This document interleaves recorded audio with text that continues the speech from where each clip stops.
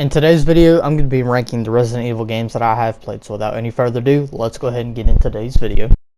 Coming in at our number 5 spot, we have Resident Evil 1 Remake.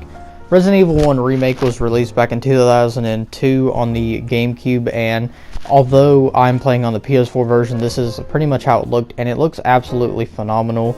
The reason that it's ranked so low on my list is because I have approximately 2 hours on this game compared to the other games on this list. Some of the things that I do like about this game is the ambience, the way that it looks, and although the door animation is, very annoying, it does add to the ambience. Resident Evil 1 is not a zombie killing game like the later games would be in the franchise. It is more of a puzzle solving game with zombies in it, and I think that it makes for a great blend of horror. Like I said, I only have 2 hours into this game, so that is why it cannot go any higher on the list. But I would recommend it from the 2 hours that I have played. So coming in at our number 5 spot, we have Resident Evil 1 Remake. Coming in at our number 4 spot, we have Resident Evil 7 Biohazard. Just like Resident Evil 1 Remake, I only have about 2 hours on the game, and with the 2 hours, I would like to say that this game is definitely shaping up to be a phenomenal game. I have got to the part where you fight Jack with the chainsaw, and it was honestly an okay fight, just like the car fight. It's not really like a typical boss fight, but it definitely was fun. The ambience of this game is good, and although I was a hater of the mold since they weren't zombies, I definitely would like to say that they are just as good as zombies. Visually, they might not be as scary as the wolves from Resident Evil Village, but I do like the mold. And the map design for Resident Evil 7 is also good. Jack as a boss is great. Mia, she is written better in Resident Evil Village. Overall, with the 2 hours I do have this game, I would recommend it. And yeah, that is our number 4 spot, Resident Evil 7 Biohazard. Coming in at our number 3 spot, we have Resident Evil 3 Nemesis. I do want to note that I have not played Resident Evil 3 Nemesis for the PlayStation 1. So, what would I say about this remake? Well, I disagree with them taking out the A and B options. For example, in the game, if you're playing it, you go through a chase sequence through a train with Nemesis, and it'll say option A, jump out of the train, option B, continue going in the train, and they completely took that out. And I understand they took it out because it is a third-person over-the-shoulder game instead of a tank control with fixed camera angles, but I disagree with that, and I wish they would have left the A and B scenarios in. Another thing is that the story is not as good as Resident Evil 2 in my opinion, and the gameplay is not as fun. The puzzles aren't as complex, and I do like Jill, and I think Claire is not as good as Jill, but I do like Jill. My main gripe with this game is that it is very linear. Unlike Resident Evil 2, where it has a very convoluted map that you get to explore a lot, or even in Resident Evil Village where you get to go back and backtrack. In Resident Evil 3 Remake, there's not a lot of backtracking. It is just a very straightforward game. And honestly, it went from a horror game to an action game. And I understand that this is the most action game in the series of the Resident Evil games, but overall, I think they could have done Resident Evil 3 Remake better. And it is a lot of fun, but as I'm noticing on my second playthrough, that compared to Resident Evil 2 and Village on a second replay, it definitely does not hold up as well as the others. So yes, that is our number 3 spot, Resident Evil 3 Remake. Coming in at our number 2 spot, we have Resident Evil 8 Village.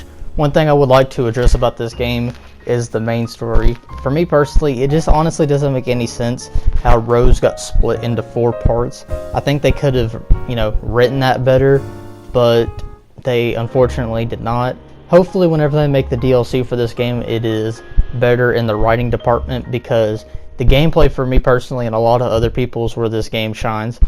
The reload animations are smooth. The actual way the guns look and they feel as you're fighting the enemies is good. Although it's not the scariest Resident Evil game, I would like to say that as you're playing, you can definitely get some spooks.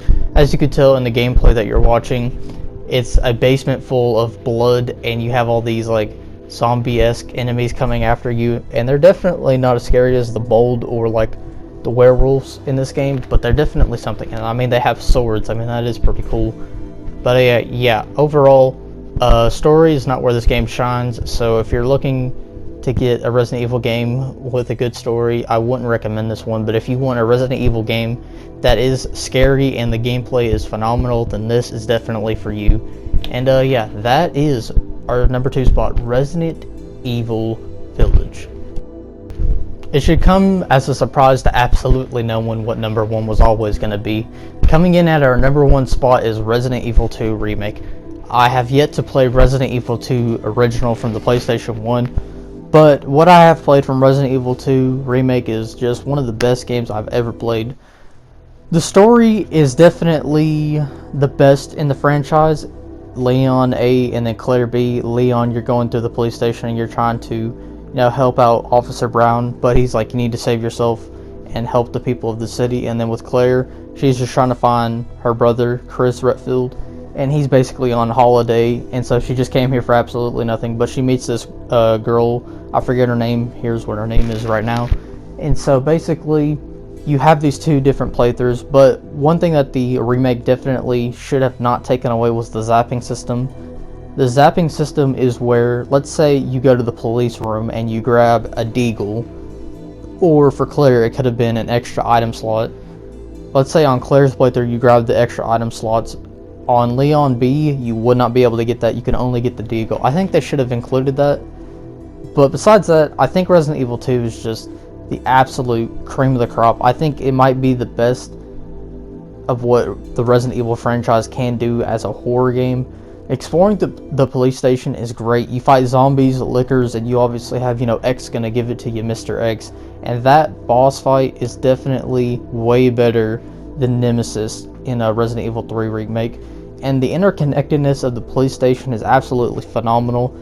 And although the soundtrack isn't as good as the OG Resident Evil 2 soundtrack, it's definitely just something else. Overall, if you're watching this video, this would be the game that I would recommend over all of them. If you're not a horror fan, strap yourself in, just give it one chance. Play it on easy mode, play it on assist, that's what it's called, and just give this game a chance. Resident Evil 2 is definitely a game that I'm going to be revisiting more and more as I keep playing video games and stuff like that. And yeah, that basically wraps our video up, guys. Thank you for watching. To go over it one more time, coming in our number 5 spot, we had Resident Evil 1 Remake. Number 4 was Resident Evil 7 Biohazard. Number 3 was Resident Evil 3 Remake. Number 2 was Resident Evil Village. And number 1, of course, was Resident Evil 2 Remake. And yeah, thank you guys for everything. I'll see you guys in the next video. Have a good day.